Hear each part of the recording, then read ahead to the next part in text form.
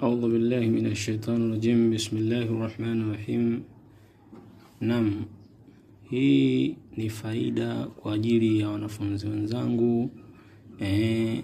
Wewe ambaye unatibia, una ofisi yako, lakini umejiwa na mgonjwa ambaye yuko hoi. Yani mgonjwa ambaye amefanya kubebelewa mpaka analetwa kwenye ofisi yako, na wewe unataka kumtibia. Basi cha kwanza kabisa cha kufanya ili umtibu kwa haraka, uweze kunyanyua nguvu zake kwa haraka, hali ya kuwa ameletwa akiwa wamembeba mikononi. Basi cha kwanza kabisa, andika jina lake na la mama yake kama hivi, kisha piga shikeli moja tu kwa haraka. Mfumo ni ule ule, unakata, tunapata Kamali Twariki. Haya ndo maradhi, au hii ndo shikeli ilomshika. Je, ili kutaka kumnasua kwa haraka, basi tunaijumlisha hii na shikeli inayosimama mji wa 6. Inapatikana shikeli gani?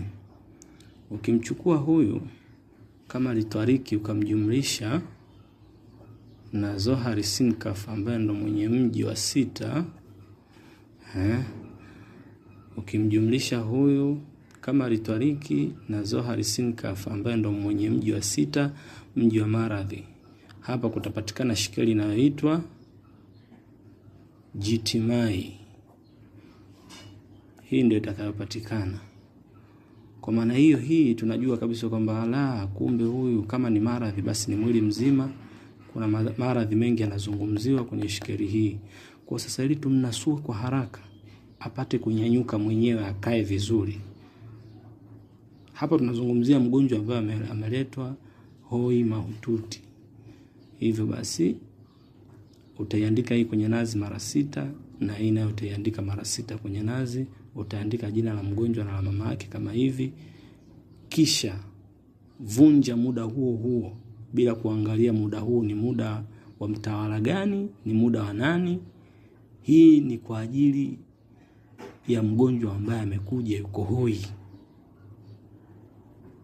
Vunja kwa manuizi ya kuvunja maradhi au manuizi ya kuondoa balaa lililonalo mwilini.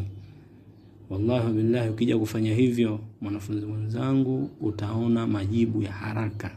Yani kama mtu alikuja wamembeba, baada ya dakika 5-10 anaweza akakaa mwenyewe vizuri, ukamuuliza anaendeleaje, akasema kidogo nafuu.